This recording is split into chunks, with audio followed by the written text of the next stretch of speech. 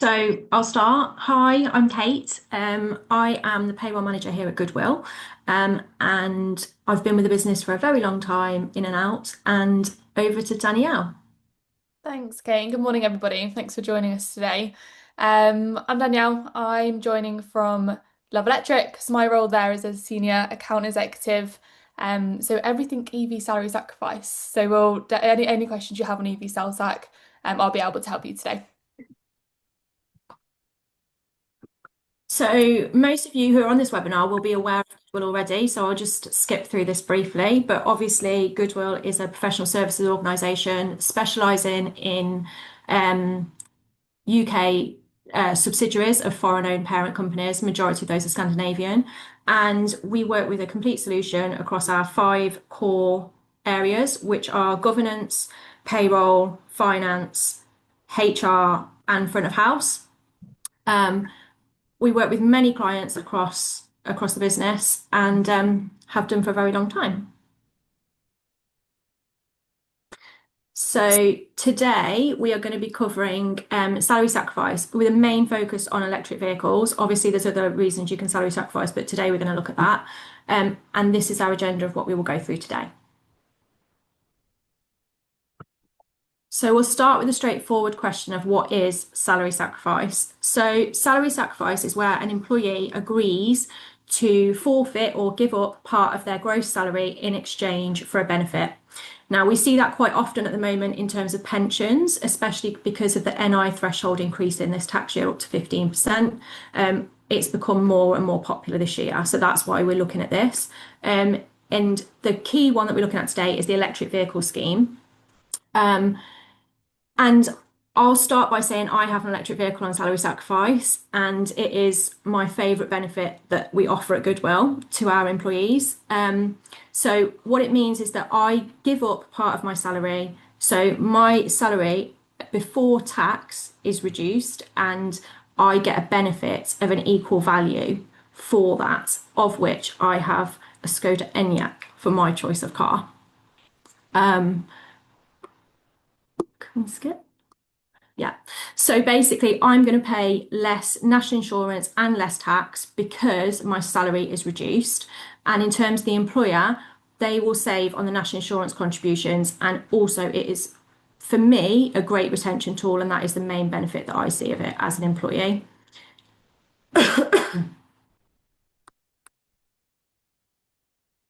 So if we talk about how the employee wins, we've got lower income tax. So my tax that I pay is reduced, same as my national insurance contribution.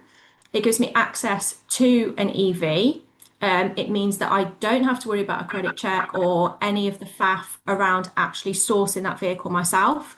In terms of that, I can go onto a portal and I can choose a vehicle, lots of options available to me based on my salary, and it will show me the taxable benefit that I would get and all those kind of things. For me, it's super helpful that it's just one payment that comes out before my salary, which covers servicing, maintenance, breakdown, insurance, everything. And don't have to worry about my own insurance anymore or any of those things. And obviously, it's a sustainable benefit. And on the EV side, although the rates are going up and they're not as favourable as they were when they were first introduced, it's still so much of a win compared to having a petrol car or a diesel car.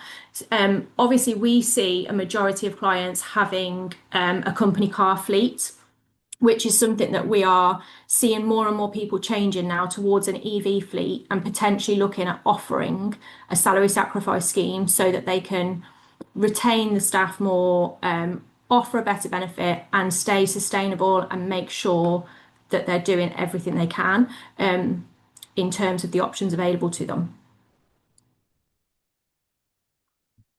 So from the employer side, we're saving on the national insurance. Again, it's a competitive benefit. It's still quite rare in terms of a benefit, I would say, to offer this. But it's a super strong benefit to offer, I think, is the best way I would describe it.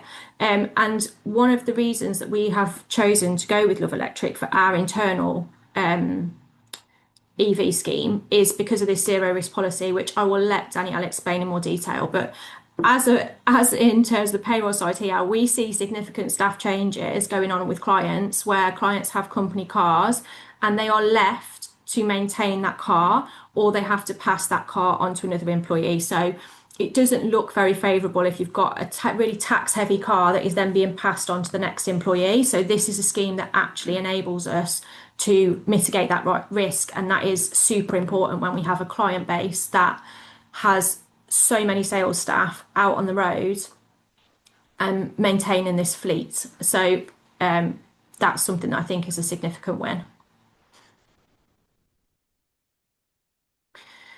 There are some downsides in terms of salary sacrifice, but I think they are heavily outweighed by the win in the tax and the NI saving. But in terms of those things to think about, there are things like maternity pay, life insurance, and statutory pay. All of those things, the payroll team would be able to help you with that at Goodwill anyway. So that's nothing that you need to really worry about too much.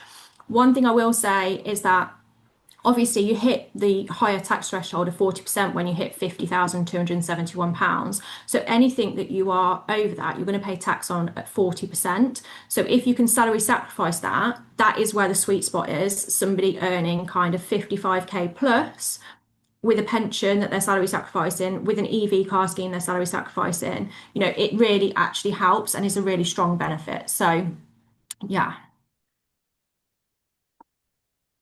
It can affect your mortgage and credit applications. That is something to consider. But in reality, the majority of mortgages that are being done are based on affordability rather than actually your gross salary now. But it's something to take into consideration because it will have potentially some impact. So we do have to flag that as an issue. Yeah, key one here, your salary cannot fall below the national minimum wage. So obviously national minimum wage is £12.21 at the moment for the average UK employee of a certain age, of which I'm included in that, let's say that. And then you cannot fall below that. But taking into account your pension contributions and all those other things, we need to make sure that that threshold is met. We have that built into the system so that we cannot let it go below that. So that's something, again, we can talk about. But one of the perks of Love Electric for most people is the fact that as well as having brand new cars, they also offer a second-hand electric vehicle market, which is super impressive, and the choice on that is actually really great. So I think that's quite nice. And again, it's a sustainability option that they're able to offer. And it just means that the EV scheme is open to more people, even though it's not necessarily the sweet spot in terms of the salary offering for those that are lower earners. It's still there as an option. I think that's quite important. Some schemes offer a fixed commitment period. Yes, they do. But I mean, if you're going to go and get a car, you have a fixed commitment period in most cases. So I don't think that's like revolutionary or wild or out there. But in terms of that, I think it's important to remember that the actual person taking that commitment is the employee, not the employer, which is where, like I said, we've had so many issues with clients being left with company vehicles that they are leasing on behalf of an employee, that it hasn't worked out or they've left of their own accord, whatever the circumstances, but that does leave the employer with a vehicle that they then need to either fund, pay to return it early, or pass on to a new employee who potentially may not want that as their choice of car. And it might not be tax friendly, or it might not be suitable for their needs or whatever. So there are lots of considerations around that need to be taken into account.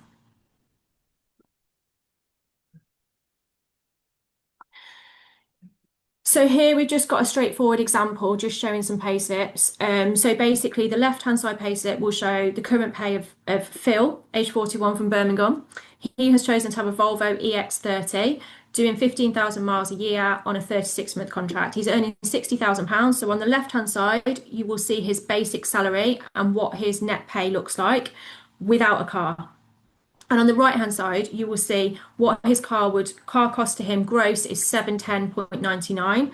But actually the net cost to him is £453. So for £453, he has a car that is fully maintained, insured, on the road, safe and ready to go. And his net pay is 3326.47. So that, I think, shows that where you're hitting that spot of that salary, that's obviously the ideal situation. This one will show us what kind of options we have with a lower wage, just so you can see that actually with a lower salary, there is a benefit, but it's not as much in terms of the win for the employee. However, the employee might see it as a win for retention, having everything all in one place, all of those kind of things. So again, she's going to pay £311 for that vehicle. But that's where we are. I think it's nice to be able to see those things clearly that we have options for both. Um, but yeah, as you'll see, the sweet spot is definitely the over 50k in the higher tax bracket. Thanks, Over Kate. to Danielle. It's interesting because around 40% of orders through Love Electric come from 20% taxpayers. Obviously, it's slightly outweighed because there'll be more 20% taxpayers than there might be, your higher tax brackets, but it's still a really attractive benefit for those lower earners. With the used EV offering, the kind of bottom threshold for accessing the scheme is around 27, 28k. So it is for most companies quite a large proportion of their team that can access the scheme if they want to. I think you did a really good job of explaining what salary sacrifice is. It's quite nice to co-host a webinar with someone that's actually utilising the scheme. It's a really unique opportunity for everyone watching to hear from someone that's using it themselves. Something that I think is really interesting and that I hear quite often and see more and more is actually how EV sales tax shifting from kind of your nice to have benefit to more of an expected benefit, I suppose. Mhm. A lot of companies that I speak to are getting direct requests from employees wanting the scheme, they're kind of hearing from it from friends and family, and they're wanting to use the scheme themselves. But also from new hires that perhaps had a scheme, had a car on the scheme previously, which I don't think is much of a surprise, kind of given the broader context. Mhm. As you already mentioned, Kate, there's kind of lots of key reasons why employers choose to implement a scheme like Love Electric. Probably the first and the most obvious is employee engagement. Launching a scheme, an EV salary sacrifice scheme, sends a really clear message to employees that you really value them. Around between 80 and 90% of EVs in the UK are already leased or financed. So I think what that tells us is employees are already leasing these cars, but the challenge for a lot of people is affordability. Through Salsac, on average, employees will save 30 to 60% of the cost of an EV. So driving electric is much more realistic, much more attainable for employees. So it's just a really valuable, tangible benefit for your team. Secondly, and the one that you've already mentioned is attraction and retention. I think we all know that the job market is still quite stagnant, I think. And that doesn't make recruitment easy. It can be really hard to attract talent, but also retain talent in these markets when the movement is slow and companies are wanting that top talent. So these benefits matter more and more than ever, and this scheme delivers visible, kind of tangible value for people. And which kind of brings me on to my next point, in which you are essentially giving your employees a free pay rise. I don't know whether you've ever thought of it in that way, but the average employee saves around £6,000 per year through salary sacrifice. To deliver the same financial benefit for an employee, you need to offer them a gross pay rise of £10,000. So it's in contrast, this is a completely cost neutral benefit for employees to offer, but has a really, really high impact. And then finally on here, sustainability, which you touched on slightly earlier, Kate. Reducing scope 3 carbon emissions is a really tough sustainability challenge for employers. Scope 3 often makes up between 80 to 95% of an organisation's total emissions, specifically category 6, which is your business travel, and category 7, which is employee commuting. And they're really tricky to tackle and quantify. And an EV salary sacrifice scheme is a really direct, measurable way to reduce these emissions at no cost, no greenwashing. It's a really great option for a flagship green benefit, is what we see a lot of companies launching the scheme as. Also, for the companies that you're speaking to that maybe have fleets of vehicles already, by switching a fleet into salary sacrifice, you'll then start impacting your scope 1 carbon emissions as you're reducing your internal fleet, and scope 2 because the employees are charging their EVs using their home energy supply. So it impacts your scope 1, 2, and 3, which I think is really interesting and really attractive for a lot of companies that have those ESG targets. If we move on to the next slide, um, or a couple back, I think back. There we go. The scheme for kind of for all the benefits that we've looked at, the scheme is really, really easy to implement, but also completely hands-off to manage. Love Electric's designed the scheme to be just as seamless as possible for companies to run, but also for employees to use, which Kate sort of spoke about her experience already.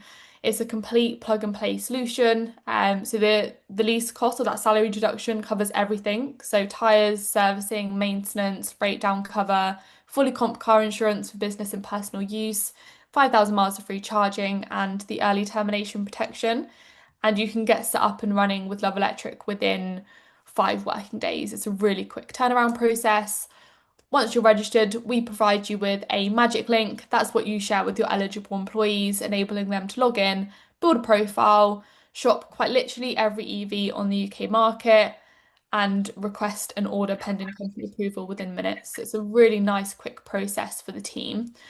Once that order is requested, it will come to you for sign off. That's just an e-sign via DocuSign. And from there, Love Electric manage everything. So all of that fleet management that you might be dealing with internally at the moment will be taken on by us. We've got an in-house fleet team and we look after everything from order to delivery and beyond there. Your employees have lots of support in the portal, so things like access to their driver portal. We also have a team of EV experts who know everything about EVs. I don't know, Kate, did you ever speak to the EV expert I team? did, yeah. I had. Do you know what? I wanted this Skoda Enyaq, and the one that I originally wanted was a brand new one, but I couldn't get it. It was going to take like 6 months. It was on back order, and even though Danielle, you say like it's super quick to easy to join, it was from your side, but our side, we had a lot of internal politics that we needed to go through and get all of this signed off. So it took us longer. And by that time, I could see this EV just kind of getting further and further away. So I've got a second-hand EV. And I was obsessed that I needed one with parking sensors because it's the big. And I was like, I can't not have parking sensors. And it didn't say it on the spec. And I had to ring them and they were like, oh, yeah, it's definitely got it. And I was like, but are you definitely sure? So I think I probably spoke to them 3 times to just reassure myself that they did definitely have parking sensors on this car. So yeah, I did speak to them. They were super friendly and super helpful though.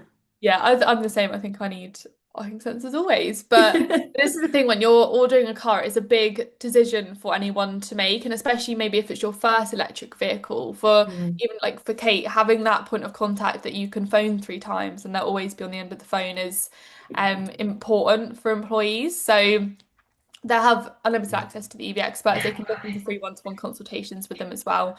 And if you have got specifics, so Kate wants to go to ENIAC, but she wants it now, she's as impatient as I am, then the team will go out and find cars that suit your employees. So there's lots of support for your employees, but also same for the employer. So you'll have your account manager that will look after you. We give you everything that you need to launch, so marketing materials, email templates, employee brochures, and all of the documents that you're going to need to ensure you're compliant and employee contracts, etc. So it really is an outsourced, hands-off solution for you guys. Move on to the next slide. And we have looked at this, so I'll touch on this very briefly. But as Kate rightly mentioned, this needs to be democratic. It needs to be available across the entire organisation. And whilst Love Electric have access to quite literally every EV on the UK market, so if we make model, colour configuration, we'll be able to source it. And we were also the first provider to offer used EVs and at a really, really good scale. We actually had a reprice on our used EVs last week, which is exciting. So you'll find a lot of them discounted again. So we're constantly looking at what we can do to make this more affordable for your team. And the used EVs come with the same bells and whistles as a brand new one and can be delivered within days. It's a really quick turnaround. Public charging infrastructure. I don't know, Kate, are you charging at home or do you charge publicly? Charge at home. I Okay. charge at home. I'm not very good with the normal charging still. Like, yeah, I'm not very good at that yet. Right. I mean, if I've you still can got a charge little at bit home, of that, like, yeah, a little bit of the fear around the charging when it's like out and about. But at home, it's absolutely fine. yeah, charging at home is kind of the ideal for most people, and we can help employees Mm. to salary sacrifice their home charger, which is a nice Yeah, that's bonus. what I did with mine. Oh, amazing. Or Hypervolt. Yeah, Very nice. yeah, Very nice. So I mean, that's the ideal scenario, and you make the same savings then on the charger as you would the car.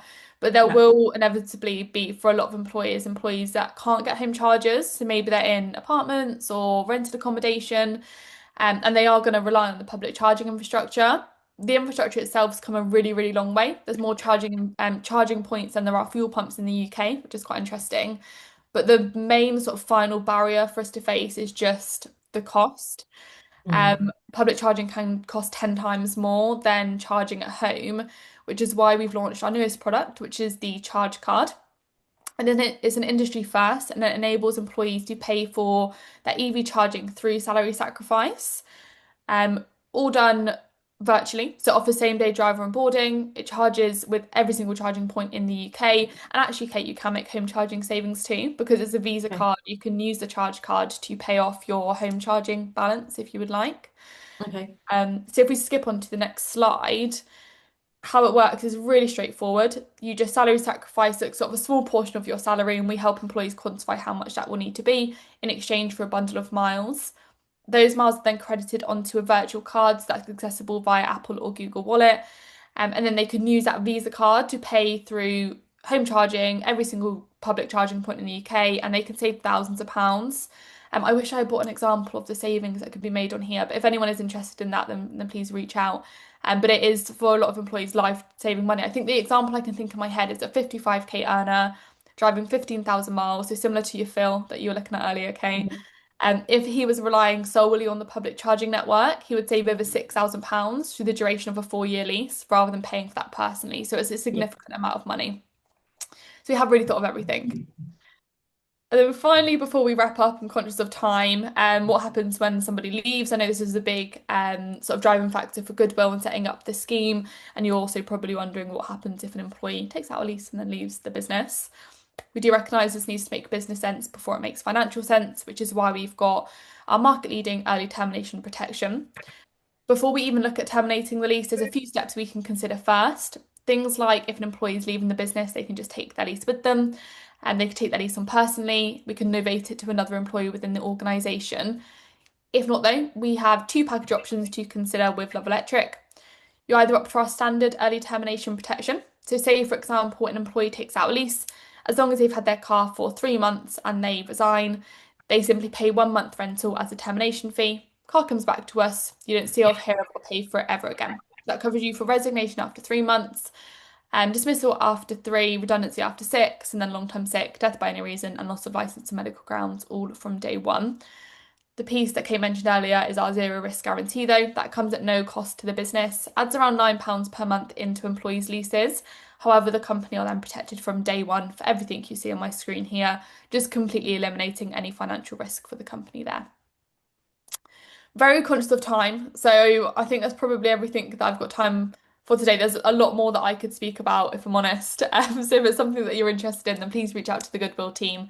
And if anyone has got any questions now, I'm more than happy to answer those for you. Yeah, just to echo what Daniel said. If there are any questions that have come to you guys from the presentation information, then just pop them in the chat function. Doesn't look like we've had any throughout. Give it a couple seconds.